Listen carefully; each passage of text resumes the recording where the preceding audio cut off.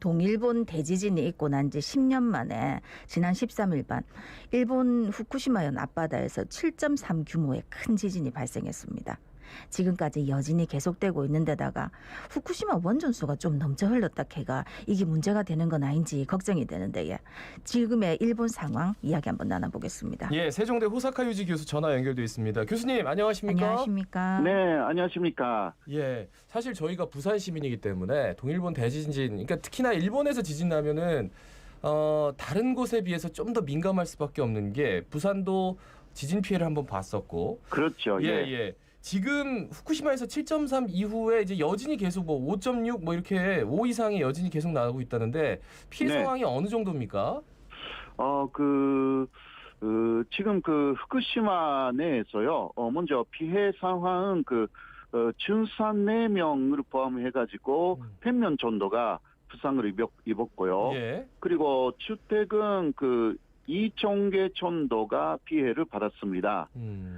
큰 피해는 52개이고요. 예. 그리고 산사태도 발생했고, 가장 큰 것은 단스가 많이 생겼습니다. 3,200가옥이고요. 그리고 천조는 95만 가옥 정도. 그리고 200명 정도가 피난을 했고요. 중학교를 비롯해서 고등학교, 초등학교도 그렇고요. 예. 많이 휴교를 했습니다. 기타 상당히 많은 피해가 좀 있습니다. 네. 아니 거기다가 아까도 말했지만 여진이 계속되면서 점점 더 불안감이 커질 것 같은데 지금 일본 분위기하고 여론은 어떻습니까? 역시 10년 전이 더 올랐다라는 분들이 가장 많고요. 그리고 이렇게 큰 여진은 처음이다라는 이야기를 하고 있고 공포를 다시 느꼈고 앞으로가 걱정이고요. 또 올림픽이 진짜 못할 것이 아닌가. 이러한 이야기들이 상당히 많습니다. 그리고 비난 쪽에서는 코로나 대책이 그렇게 호소하다고 합니다. 그런 부분도 좀 있고, 그리고 엊그저께는 폭우가 와서 더 피해가 속출을 한다고 합니다. 예, 그러니까 코로나19 대응도 지금 제대로 이루어지질 않아서 일본 국민들이 굉장히 좀 힘들어한다 하는데 여기에 이제 지진에 또 폭우까지 왔다고요. 네네. 그런데 이게 들어보니까 세상에 뭐 10년 전 동일본 대지진에 여진일 가능성도 있다. 야, 근데 7.6이 여진이면은 근데 본진이 또 오는 것 아닌가? 이런 굉장히 불안해할 것 같아요. 어떻습니까? 예, 사실 10년 전에 지진 이후에요. 그렇게 이번 같이 큰 지진은 사실상 6번 정도 있었습니다. 근데 작은 진도 3이나 4의 여진은 굉장히 많았고요. 예. 네, 그러나 많은 분들이 이번에는 여진이기 때문에 새롭게 아주 큰 지진이, 그러니까 새로운 지진이 오지는 않을 것이다. 이런 식으로 이야기를 하고 있습니다. 2016년에 그러니까 5년 전에 이번하고 비슷한 약간 큰 여진이 좀 있었고요. 그러나 앞으로도 여진은 있을 것이다. 그런 식으로 이야기하고 있습니다. 말씀에 진도 3, 4의 여진은 뭐 거의 자주 있었던 것처럼 말씀하시죠. 그럼 어떻게 살아요? 와. 그러니까 저희는 우리나라 같은 경우에 3 정도 이렇게 하면 우리 굉장히 놀래거든요. 어쨌든 이제 지금 여진이 계속되고 있었다라고 말씀하셨는데 제일 큰 걱정이 지난번처럼 이 쓰나미가 혹시 오지 않을까 이런 걱정들을 참 많이들 하시더라고요. 근데 일본 기상청에서는 괜찮다 이렇게 발표를 했다던데. 예. 지난번에 10년 전에는요.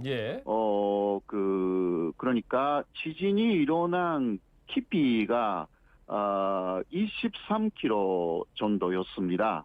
그러니까 아주 큰 쓰나미가 발생했는데요. 이번에는 물론 후쿠시마 앞바다에서 일어났는데 깊이가 55km 정도라고 합니다. 예, 그래서 쓰나미는 일단 일어나기는 했지만 피해를 입지는 못했다. 깊이가 조금 있었기 때문이라고 합니다. 그래서 앞으로도 쓰나미 피해는 더 다른 요진이 일어나지 않는 한 괜찮은 거 아니냐 막 이러한 이야기입니다. 예. 가장 걱정되는 게 이제 후쿠시마 원전 그 피해를 입었던 그 원전에 또다시 피해가 있는 것 아닌가라는 점인데 이게 이제 일본의 대응이 조금 정부의 대응이 처음에는 원전에 이상이 없다라고 발표를 했는데 새벽 시간대에 또 수조에 물이 좀 넘쳤다. 근데 또 넘치는 것이 한 2번이다. 이렇게 해가지고 계속 번복을 하면서 야 이거 뭐 더 큰일 나는 거 아니야? 이거 뭔가 좀 불투명한 거 아니야? 이런 의구심을 좀 느끼는 국민들도 많다고 하더라고요. 예, 어떻습니까? 그렇습니다. 예를 들면 그 야프 재팬 같은 것은 예. 뉴스를 많이 보도를 하는데요. 지금 지진에 대해서는 거의 보도하고 있지 않습니다. 이러한 부분들은 그 보도 존재가 있는 거 아니냐 이러한 의구심을 가질 수밖에 없고요. 예. 그리고 사실상 이번에 연료 풀에서 물이 넘쳤거든요. 예. 근데 그러나 외부에 영향 없다 이런 식으로 또 이야기를 하고 있고. 예. 그런데 문제는 많은 연료 그러니까 위험한 그 연료라는 게 있다고 합니다. 네네. 그것이 아직 많이 남아 있다고 합니다. 그러니까 10년 전에 일어나서 피해를 입은 그 원전 속에 그 꺼내야 되는 연료들이 아직도 남아 있다. 예. 이러한 그 보도가 되어서 이게 복구가 거의 되어 있지 않다라는 좀 그 걱정. 이 일본 사람들 중에서도 많이 하는 것 같아요. 그러니까 핵 연료병이 그대로 수조에 있는데 뭐 꺼내지도 못하고 그대로 방치돼 있다가 지금 막 이렇게 수조에서 물이 넘쳐 흐르니까 근데 이제 보도도 좀 안 나오고 있다 이런 말씀이시네요. 예.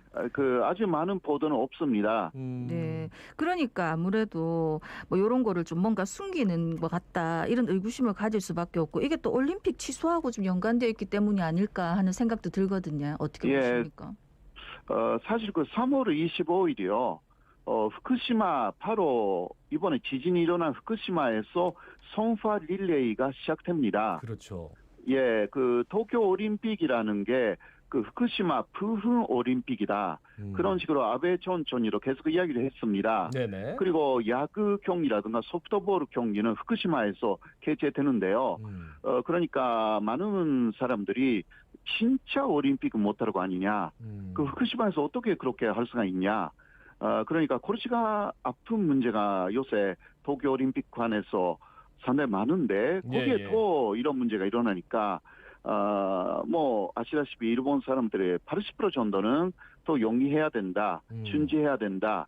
그쪽으로 지금은 기울여지고 있는 거죠. 사실 코로나19가 그렇게 창궐함에도 불구하고 일본 정부는 줄곧 올림픽을 개최한다는 의지를 밝혀왔는데 이제는 핵심이 되는 지역에서 이게 지진 피해 때문에 원전 방사능 피해까지 있을 수밖에 없어서 이제는 좀 올림픽을 연기하든지 아니면 취소하든지 해야 되지 않느냐. 정말 다급하게 와 있는데 근데 이렇게 긴급한 상황인데 스가 총리가 관저 입주를 안 하고 있다. 뭐 이게 무슨 소리입니까? 예, 그러니까 관저에 입주하지 않은 수상은 아베 총리하고 스가 총리 두 사람밖에 없습니다. 근데 이게 지진이 일어나기 전에 1월 25일에도 혹시 지진이 일어나면 어떻게 할 것이냐 밖에 살고 있으면서 그런 질문이 국회에서 있었어요. 그런데 실제로 지진이 일어난 거죠.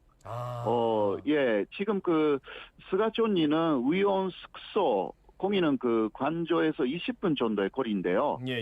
그런데 실제로 도쿄에 지진이 일어나면 의원 숙소에서 관저로 올 수도 없게 되는 것이 아니냐. 그렇죠. 이러한 이야기가 많이 나왔습니다. 네, 그러나 스가 총리는 진짜 문제가 된다면 관저에 들어가겠다. 그 정도로 이야기하면서 이번에도 대책은 잘했다. 그 정도로 말하고 있습니다. 네. 그런데 야당 쪽에서는 한국의 청와대도 이야기를 하면서요. 한국 대통령도 청와대에 살고 있는 거 아니냐 이런 식으로도 이야기하기도 했습니다. 근데 하필 또 아니 혹시라도 지진 나면 그 다음에 대처를 제대로 해야 되는데 집에서 오지도 못할 텐데. 라고 국회에서 언급을 하자마자 후쿠시마에서 그렇습니다. 지진이 일어났다고요. 네네. 그래가지고 실제로 이게 대응이 좀 지진 대응이 늦는 거 아니냐 이런 또 비판을 받았겠네요, 그죠? 예, 물론 그 미국의 대통령도 그렇고, 영국 수상도 그렇고, 예. 프랑스 대통령도 그렇고, 그 다음에 한국 대통령도 그렇게 그 관저라든가 그런 식으로 공간에 살고 있는데 왜 아베 전 총리도 그렇고 스가 총리도 예. 그런 식으로 밖에서 사느냐 이러한 그 이야기가 지금 많이 나와 있습니다. 네, 그러니까 사실. 뭐 20분 거리라 하더라도 그럼 20분 정도는 대처가 늦다는 얘기니까. 근데 그렇습니다. 왜 관저에 입주 안 하는 겁니까? 그래요. 왜요? 왜 그래요? 그러니까요. 스가 총리의 경우는 예. 그래도 그 자택이 아니라 그냥 의원 숙소입니다. 거기는 그 관반 장관 시절에 계속 거기서 살았어요. 예, 예. 네, 그대로 이어서 살고 있는데, 아베 총리는 그 자기 집에서 출퇴근했거든요. 네, 네. 그게 더 큰 문제였습니다, 사실. 근데 스가의 경우는 그 부인이 항상 그 세탁 등을 하러 의원 숙소에 온다고 그래요. 아. 예, 네, 그러한 그러니까 부인하고 그 관저에 들어가면 같이 살아야 되는데 예. 혹시 잘 모르겠지만 그런 거 싫은 거 아니냐? 그 아베 총리의 경우는 확실하게 그거 싫었거든요. 그렇게 언론에서 지금 나오고 있다 뭐 이런 얘기입니까? 이것은요 그냥 그 촌에 나온 이야기입니다. 촌에 이번은 왜 그 관저에 살지 않느냐 거기에 대해서는 답을 하지 않았습니다. 예. 그러나 이런 이야기는 조금 전에 나온 이야기고, 또 부인 자체가 눈에 띄는 것을 조금 싫어하는 분이에요. 예, 예. 아베 신조 총리의 경우는 그 부인이 너무 그 활동이 화려해가지고, 예, 예. 그러니까 아베 총리가 좀 싫었거든요, 그거. 그렇기 때문에 부부 간에 여러 가지 문제 때문에 그런 거 아니냐. 라고 관측할 수는 있는 것 같습니다. 그러니까 아베 총리 부인 저도 기억이 나는 게 한류 스타를 너무 좋아해가지고 맞습니다. 예. 그랬던 기억도 있고 한데. 근데 이제 이런 지진이 일어나고 이렇게 하면 다 같이 이제 이거 극복하는 게 중요한데 또 일본 안에서 지난번 10년 전 지진 때도 그렇고 유언비어 같은 게 나돌아가지고 뭐 한국인이 뭐 잘못했다는 둥 흑인들이 잘못했다는 둥 뭐 이런 유언비어가 나도는데 이런 거는 왜 자꾸 싸우는 겁니까? 이것은 그러니까 관동 대지진 때 그 이야기가 다시 부활되는 것인데요. 예. 네, 그러나 그것은 극우 세력이 그냥 이야기를 하는 것 뿐이고요. 옛날의 것을 잘 알고 있는 그 일본 국민들은 대부분 거기에 속아 넘어가지는 않습니다.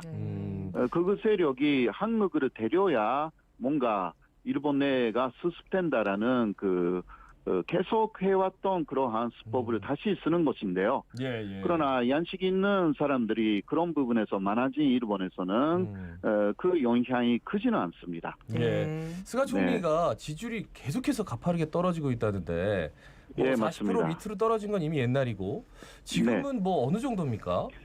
지금은 다시 어느 여론조사에서는 40%를 조금 회복했습니다. 그래요? 예, 그거는 코로나 대책이 조금 성공적으로 지금 돌아서고 있기 때문에 요새는 전면대입니다. 확진자가 한때는 8천 명까지 올라갔는데요.